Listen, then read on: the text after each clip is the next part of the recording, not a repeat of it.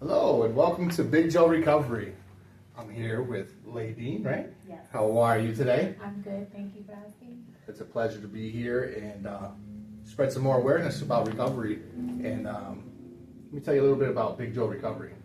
Now, I came up with this concept back January last year, sitting on my couch, playing around on YouTube and figuring, what can I do more to further my recovery coaching? You know, what do I want to do with this? What's my purpose? I know my purpose is to help people. So I started, randomly just came up with an idea. Everybody called me Big Joe, you know, my jail name, Big Joe. Yeah. And then, you know, just not because I'm a big guy, but just I look at the big picture. Right. So Big Joe Recovery is about finding you and creating your journey. Right. So now that I found my purpose in my life, I want to be able to help others find their purpose as well. You know, that's through my experience, strength, and hope. So I believe we all have some destiny in this life, and I believe a lot in giving back, because I know at one point in my life I was broken so bad that I just wish that the little seeds that were planted, I took them further. But it took me a lot of time to realize, and going back to jail this last time, I realized I need to change my life. And the bigger purpose, especially not only for me to be a better person, but for my daughter Natalie, that I'm trying to break that cycle of addiction. You know, at least to know there's another way to live. So I'm still creating my journey to this day, because it's never ending. It is. So I would like to take a moment.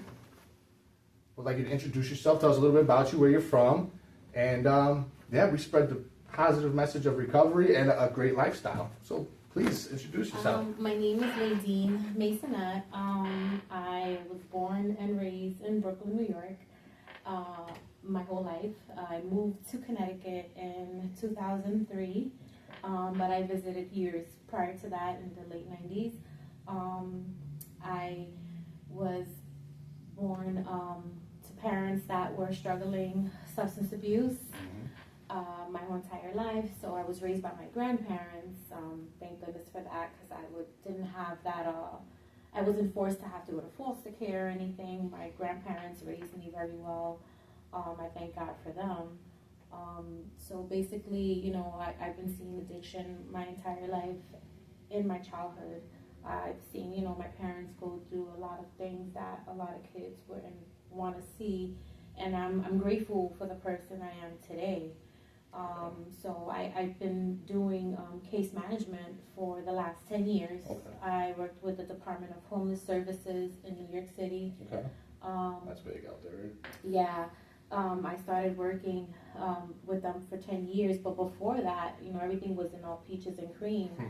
So, you know, I like to tell my story like the butterfly effect. I start from the end and then I end up in the beginning. Yeah. So basically, you know, I also have suffered addiction, which I've never actually shared with many people. Sometimes we have this stigma that we're looked down at. Yeah. And sometimes we walk with a little shame. Yeah.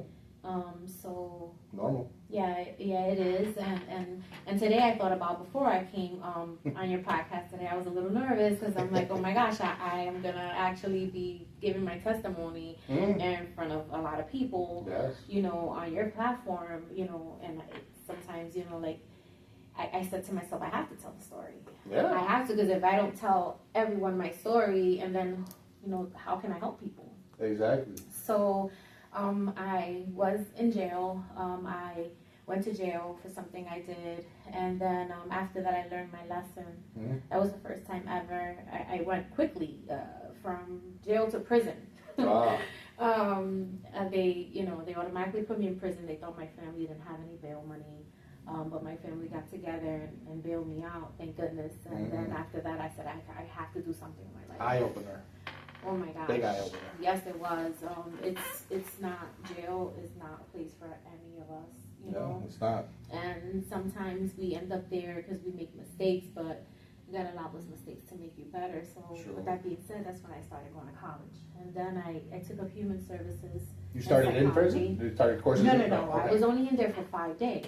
Oh, they gave you the idea. Yeah, and then since I never had a record, I was, you know, they brought me down to a misdemeanor. And after that, my case was sealed, and it allowed me to start a whole new life. So I started my new life. I went to college. I took up human services and psychology, and that's when I started working at the shelter system in New York City. There I learned how to work with all sorts of people, and and learn the different cultures and norms and the things that we deal with, whether it's negative or positive. Then when I moved here, I went through some changes. Sometimes we go backwards. You feel like you take 10 steps forward, you take 5 back. So I kind of like took 5 steps back, and then I started indulging in addiction here in Connecticut. And then to not so long ago, I realized that, before, like, I realized that it was an addiction, and sometimes you justify it, like, it's not an addiction, I'm not addicted to it, but anything that you crave for is an addiction. Yeah. So I had to come to terms that I want to make a change in this world. I have a calling from God, and I know that my calling is as a missionary to help other people. Beautiful. And that's why I'm here at Reality Outreach. So, here, we're going to get to be ourselves and tell everybody what we've been through and help somebody else. Testimonies, living proof that change can happen. Exactly. Well, now that you brought it up, you're associated here with Reality Outreach here in East Hartford. We are here in East Hartford right now. Can you tell us a little bit about Reality Outreach so the community can get to know what it is and come see you when they're struggling, with the different types of things you guys will be doing? What does it actually stand for? Because it says building safe communities. And yes. I like that. And I love the beautiful colors behind everything as well. Yeah, so we're basically building communities by trying to build them up in the areas that they're lacking. A lot of people need a recovery coach to guide them daily. We'll be having that. We'll also have groups for emotional intelligence. We're also going to be having, we have a pantry for those who lack clothing for jobs. Those who lack clothing for their families, period. And food as well. We're also going to be having a job developer help these clients get jobs, and we're hoping to gain people that are coming out of prison so we can help them to be in the community again, because a lot of times contributing citizens, right, exactly, because a lot of times people like us that have hit rock bottom and then got to the top, but before you get to the top you need somebody to guide you, and if their life was all about addiction and and going back and forth to jail, they really don't know how to maneuver the real world. And then they don't know where to start from and what resources. But building a positive people like network. you and myself were able to be there and be like, listen, we've been there before. I know a place where we can hook you up, and they can help you with this and help you with that. You don't have an apartment, oh well, we can help you with that. Why is it that you don't have an apartment? And help them through those those loopholes, and help them through those bumps in the road that may prevent them. Because a lot of times today, clients can't get a job or can't fix their life because they've been in jail for addiction, being in the streets, or whatever the case may be. It doesn't necessarily have to be a specific addiction. Just basically lifing. Lifing, I like that. So if you can have someone that's never had an addiction to any drugs, but they have chose the wrong road. So that allows us to help those people get on the right track, make a change in their life, and just people that are actually not going to reject them. So it's hard for these people that have been in that life so long and they don't know how to go about making a new life for themselves. And people like us can help them and show them the way. And what I'm getting is, let's treat everybody equal. We treat someone like you would want to be treated, right? I don't think anybody wants to be humiliated or disgraced or anything like that. Right. Or judged. Or judged. Judge is a big thing. That's a big one, because a lot of people today are very judgy. Yes. We forget, sometimes, and even the people that have made it out of the rut, sometimes they forget where they came from. And you can't forget where you come from, because guess what? Humble. You gotta humble yourself. And I'm just glad to be here. I'm glad to be with Joe from C-Car. You guys are awesome. I love the training that you guys had that I just went to recently. It was awesome on how to show us on having boundaries. Yes. So that was amazing. Boundaries are huge. Yeah, so we look forward to more things coming. For that's just a start. as we keep growing, we're going to build more services along the way that are going to help everybody. Now, if you can, share with us how to get in contact with Reality Outreach. I know you have here, obviously you're located on 330 Robert Street here in East Hartford. Yes.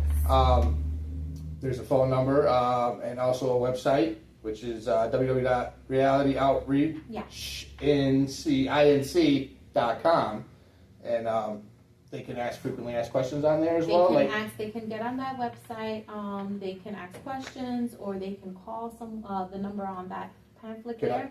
Can I give it out? Sure. Well, it's 860-962-1803 for those of you who may need to be in contact. If you need any services, or you know anybody that needs any services, please do not hesitate, or don't be afraid to contact us, and we will reach out to you, and we will basically give you an assessment of what you need and see how we can help you. You know what we say a lot in the rooms is one of my favorite sayings, and it's a shout out to my boy Greg. You gotta stay connected to be protected. That's right. With that positive network, and we gotta remember what the hardest thing for me was in my life was patience. I was never patient and self-centered, so those two together is like putting gasoline on a fire that's already lit, you know, and that's the greatest thing I have now is my peace and tranquility. And that's right. I think when you find that, you know, when you found your peace and you started finding your way in your journey, what did that look like? I had to work really hard to protect that, because you can find yourself in a good, you know, like have put yourself in a good vibe and just have those racetrack vision, but it's not easy. Also about being aware. It's not easy, and being aware and learning when to read the room and leave that room is hard. But with our services, you know, we could be able to help them and know what that looks like. Yeah. And know that, you know, how to go about it and how to stay away from that, how to protect that peace and how to protect their sobriety. Yes. And how to protect their focus on whatever it is that their goals are set on. You know, it's like we say at CCAR, it's meeting the recovery where they're at. You know, it's sometimes if somebody needs to play in a sandbox that's going to keep them sober for today and keep them going in recovery for another 24, I will sit in that sandbox and play with you, you know, if that's what it takes for today. Right. You know, we pick up all these cliches through the rooms. You know, I'm a 12-step guy. AA is my first pathway. But when I got introduced to CCAR after prison, I was like, first I got introduced by my PO, believe it or not. And I walked in, I met Geraldo Rivera, and I didn't have an email. I was starting from scratch. Wow. I was going to be homeless again, but they put me at 90 days at CPA in Hartford, Connecticut Community Partners in Action. And I already made the conscious decision to change my life when I went into prison. So that was my freeing surrender moment. And so I knew I just got to better myself. So they're giving me a place to stay for 90 days. I took that ball and I ran with it, you know. And I just kept doing the right thing. And I found CCAR and I found my calling. And now I'm going to share my little victory here. I think, it's a big victory. It is. I just today got the email from Katrina at CCAR. I'm a recovery coach professional now. Oh, wow. I got my designation, you know, and I worked hard for that. Good for you. That's awesome. You know, and I was like, whew, the last 24 hours, I'm like, no, don't second guess yourself. You did a good job. You know, you can't second guess yourself. That's something I could tell somebody out there. You got to go with your gut and your heart, and if it feels right, you're doing right. That's right. You'll be blessed, because my higher power is my God and my understanding too. Right. And he's always been by my side. You know, like, some people don't like to talk about G-O-D. It might hurt your feelings or something. Talk about it, because it's your God. You know, we all communicate in different ways. Exactly. Right? How do you communicate with your God? You guys have your own relationship. Exactly. Yeah. Right. What can you offer someone else for, you know, that's why I practice spirituality a little bit more. Yes. Because then you'll find your way, just like you're finding your recovery, what works for you. Right. As long as we are knowledgeable that everyone has different beliefs, or they call God a different name. Yeah. You know, so it doesn't matter whether I call, you know, I say Jesus Christ or you call your God Allah. As long as you believe in your God and that your God is the God of strength, then we can work on that, you know, and we can help you move forward in life with your faith. You know what, I don't know I see all the signs now, especially now I've been next week I celebrate 3 years in recovery, and That is awesome. I mean, I used to say 3 seconds, 3 minutes, 3 hours. I couldn't stay sober. Never mind 3 days, unless it was a bad bender or I was in jail. It's like That's great. there's something out there greater than me that let this light bulb go off. I say it all the time. It's mindset too. It started with my mind, you know, and Yeah. I just share that with everybody. I tried to, that guy Joey's a broken record, but the broken record Broke the record. is breaking the record. Yeah, right. I like the way you said You it. broke the record when you became a professional. Yeah, Coach. It's like I'm not just a recovery coach now, but Yeah. but it's, you know, the thing is just the giving back. You know? I know I could imagine that feeling, like you so happy that you want to cry. Yeah, you know, I can And mix it's emotion. okay. It's Yeah. okay to cry or shed a tear because that is a freaking accomplishment, man. Yeah, That is like, I have a great friend of mine. She tells me all the time, you know, feel your emotions, and that's been the hardest thing for me in recovery. I don't know about you, but feel them, process them, and move on. right. You know, instead of like, okay, I'm not gonna cry. Mm-hmm. I'm macho. Nah, it's like, no, that was old school thinking. But Yeah. you know, I see the development through through a generation. Real men cry. Yes, yes. Especially, I cried during Friends reruns sometimes. Oh, I was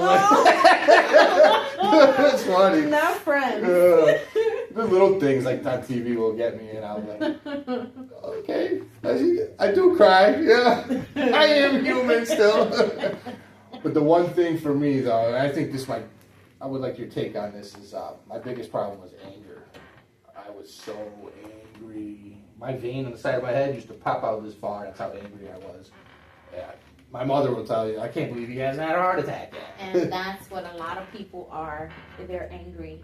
And that's why Reality Outreach also has, we have a healing. Ooh, talk about it. We have healing here at Reality Outreach because, you know, before you actually overcome that addiction or overcome that obstacle in your life, whatever it is, you have to heal first. Mm-hmm, sure do. You know, relationships. Exactly. You have to heal first from a lot of stuff. You have to, in order to get to where you want to be, sometimes you got to let go.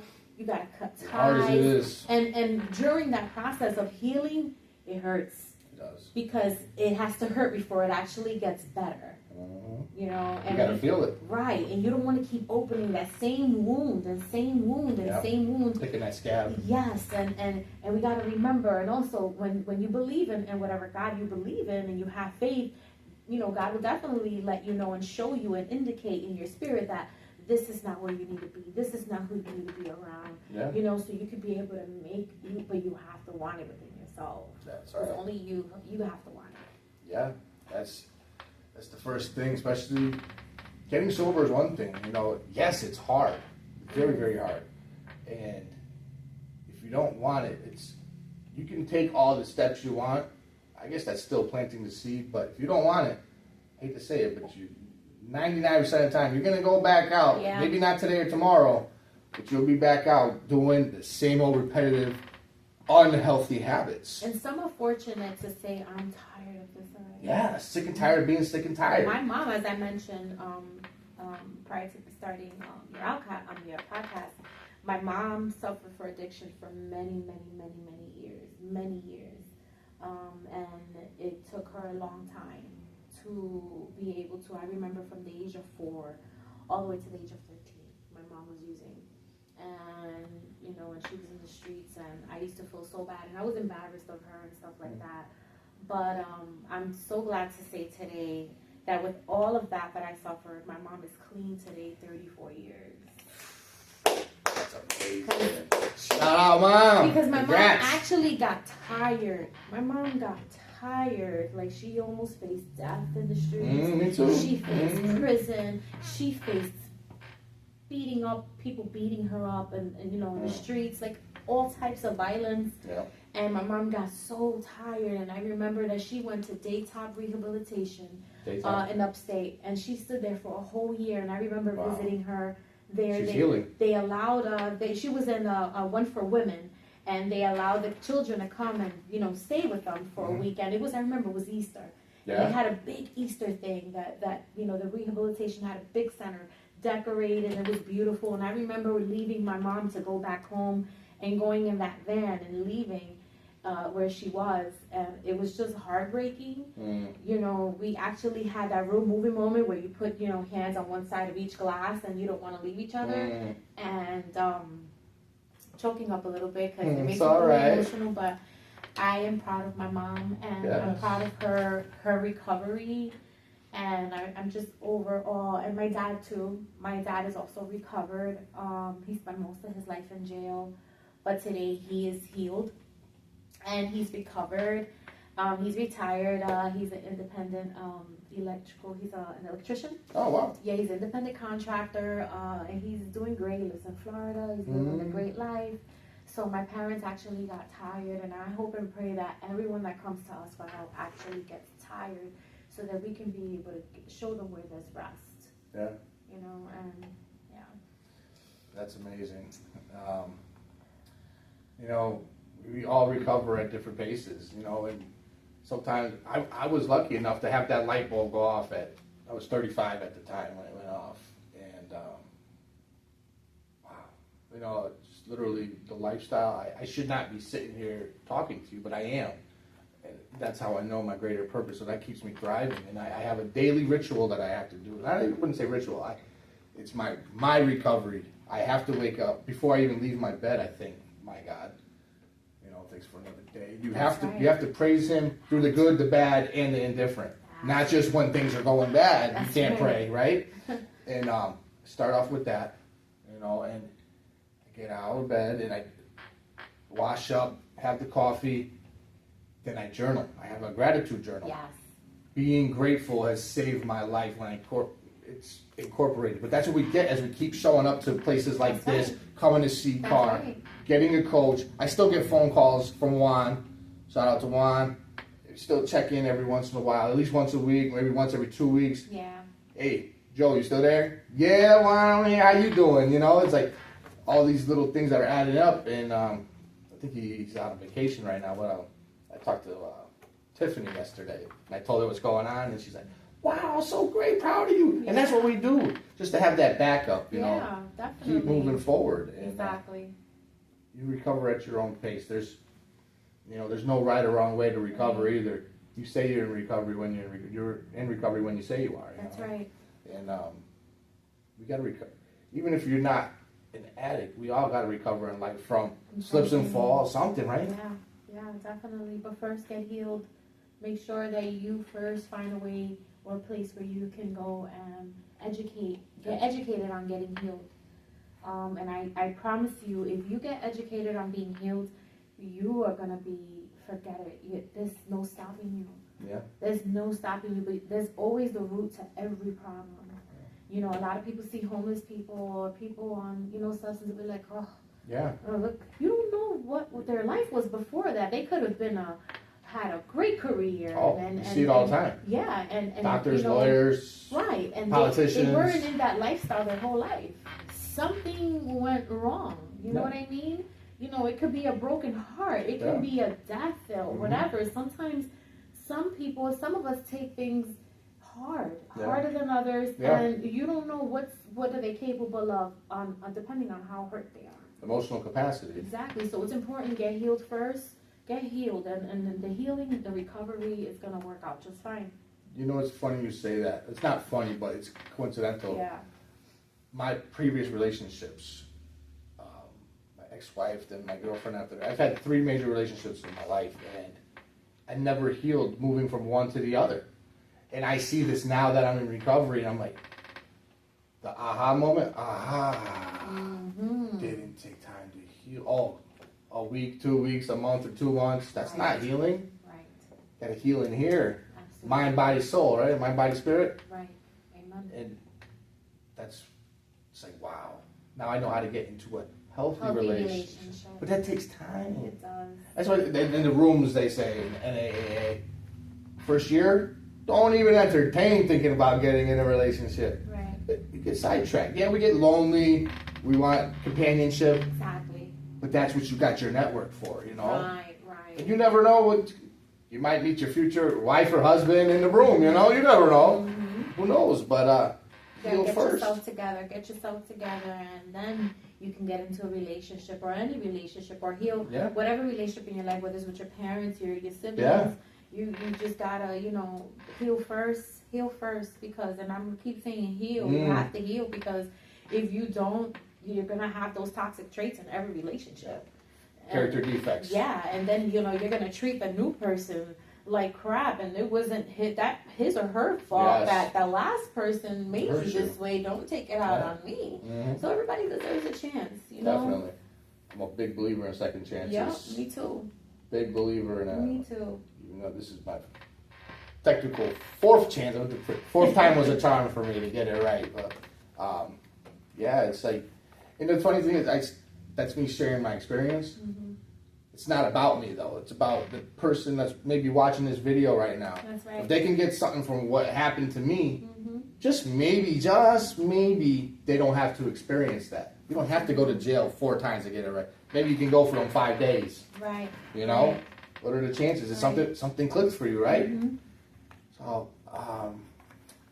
let's see, Ladine. I would like to see, what's one great piece of advice you'd like to offer anybody that may or may not know recovery is possible? Because there will be an addict who's going to die tonight. And I say that before I open today was journaling with Joe at 1:30 at CCAR every Friday, which is changing to Mondays now. Monday at 3 p.m., all November, we're moving forward.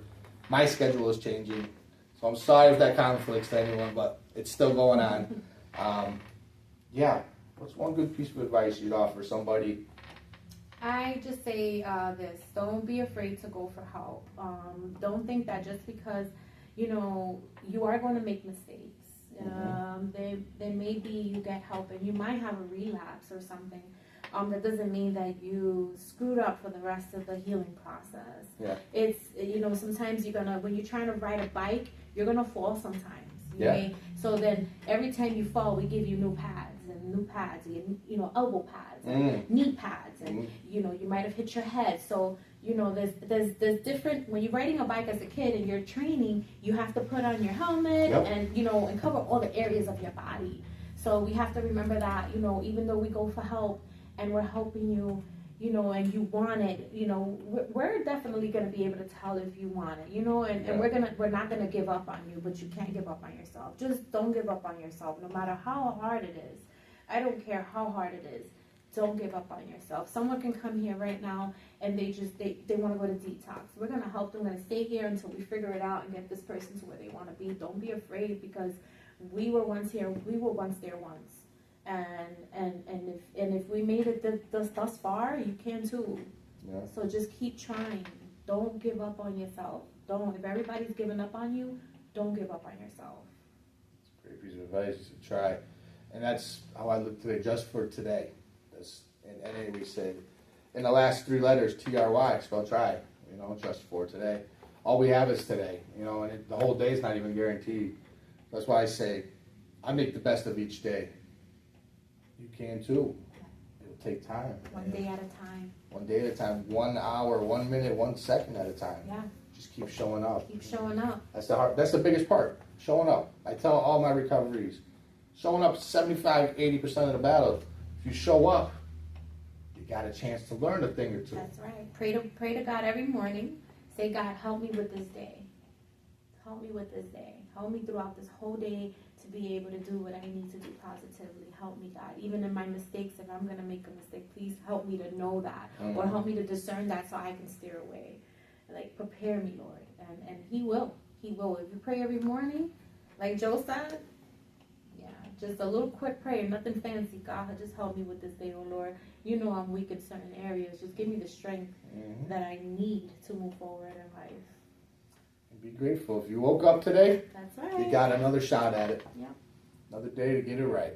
Thank you so much for having me. Thank you, Ladine. Appreciate you. Thank you. It's been a pleasure. And once again, Reality Outreach. Come check us out in East Hartford.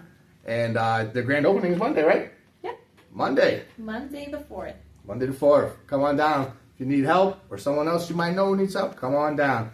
Appreciate y'all. Have a blessed weekend.